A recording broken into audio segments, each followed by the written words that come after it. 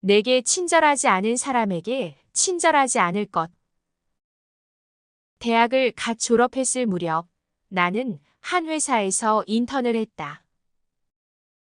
내가 처음으로 배정된 팀에서 만난 선배는 나를 하인처럼 대했다고 할까? 갑질이 적당할 듯. 자기 앞에 있는 모니터를 10cm 옮기는 것도 나를 시켰고 사소한 실수만 해도 나 엿먹여? 라며 면박을 줬다. 사회생활이 처음이었고 모든 게 평가 대상이었던 인턴 신분의 나는 어찌할 바를 몰랐다. 그저 이 집단의 가장 아래 놓여 있다는 사실을 실감하며 고단한 미생의 시절을 보냈다. 그런데 인턴십을 마치고 한참이 지난 어느 날 잠자리에 드는데 갑자기 그 선배 생각에 분한 마음이 들었다. 생각해보면 큰 권한이 있던 것도 아닌데 대단한 권력이라도 지닌 듯 구는 그녀에게 나는 단 한 번도 꿈틀하지 못했고 그런 나의 태도는 그녀가 나를 점점 더 하대하게 만들었다. 그리고 그 순간 정말 참을 수 없었던 건 그녀가 나에게 한 행동이 아니라 그런 상황에서도 잘 보이려 애쓰며 불편한 내색 한 번 하지 못한 나 자신이었다. 다른 경우긴 하지만 민주화 운동을 하다 고문을 당했던 사람들이 과거를 떠올리며 괴로워하는 이유는 그때 겪었던 고통보다도 고문하는 이들에게 잘 보이려 했던 자신의 모습이라 했다. 그것이 우리의 잘못이 아니라고 해도 사람의 자존감에 치명상을 끼치는 건 부당한 대우 자체보다 부당한 대우에 굴복한 자기 자신인 거다. 그러니 우리에게 친절하지 않은 이에게, 우리를 존중하지 않는 이에게 친절하려 애쓰지 말아야 한다. 정중함으로 맞서되 그들에게 비굴해지지는 말자. 상황은 바꿀 수 없을지라도 저열한 인간들로부터 스스로의 존엄함을 지키기 위하여 우리에겐 최소한의 저항이 필요하다. 인생에 지나가는 사람들에게 상처받지 않을 것. 상처받지 않을 것. 나이를 먹으며 절감하는 건 언제 밥 한 번 먹고 싶은 사람들조차도 시간을 내서 보긴 어렵다는 사실이다. 그렇기에 좋아하지 않거나 잘 맞지 않는 사람들은 고등학교 때 옆 분단에 앉았던 은경이와 재무팀의 박대리가 그랬듯이 인생에서 지나가는 사람이 된다.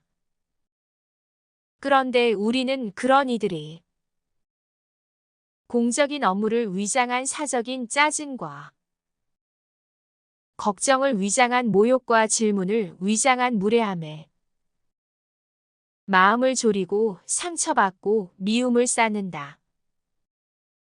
하지만 월급의 2배짜리 명품백만이 낭비가 아니고 연예인 걱정만이 낭비가 아니다.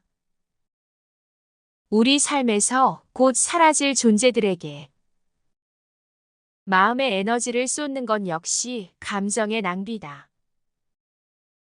지나갈 인연을 붙잡아 악연으로 만들 필요는 없다. 그만두면 끝일 회사 상사에게, 어쩌다 마주치는 애정 없는 친척에게, 웃으면서 열받게 하는 빙글의 그년에게, 아닌 척 머리 굴리는 동기에게, 인생에서 곧 사라질 존재들에게 더는 감정을 낭비하지 말자. 마음 졸여도 끙끙거려도 미워해도 그들은 어차피 인생에서 지나가는 사람들일 뿐이다. 누군가의 말에 흔들리지 않을 것. SNS를 통해 알게 된 사랑스럽고 따뜻한 성격의 한 분이 있다. 그녀에겐 사랑꾼 남자친구가 있는데 그녀는 종종 남자친구와의 일화를 SNS에 기록했고 나는 그들이 죽은 연애 세포를 살려내는 사랑스러운 커플이라 생각했다. 그런데 어느 날 전혀 모르는 어떤 사람이 그녀에게 작작 좀 하라는 댓글을 남겼다. 다른 사람들 불행한 건 생각 안 하냐고. 물론 SNS에는 지나치게 과시적인 사람들이 있다. 하지만 보증하건대 그녀는 결코 그런 타입이 아니었고 자신이 느꼈던 소소한 행복을 기록했을 뿐이었다. 그 댓글을 읽은 그녀는 자신의 행동이 잘못되었는지 고민했다. 하지만 잘못은 어디까지나 그 댓글을 남긴 사람이 자신의 내면의 문제를 해결하지 못한 데 있었다. 우리는 종종 나의 의도를 오독하고 나에 대해 왜곡하며 비난하는 이들을 만난다. 인터넷 뉴스에 베베 꼬인 악플을 남기던 사람들이 SNS와 일상으로 그 세력을 확장하고 있다. 떠들기 좋아하는 그들에 대한 대처법을 조언하건대 누군가 당신에 대해 비난이 포함된 판단을 내린다면 당신이 알아야 할 점은 첫째, 그건 한 개인의 지극히 주관적 견해일 뿐. 그 사람이 솔로몬이나 프로이트는 아니라는 것.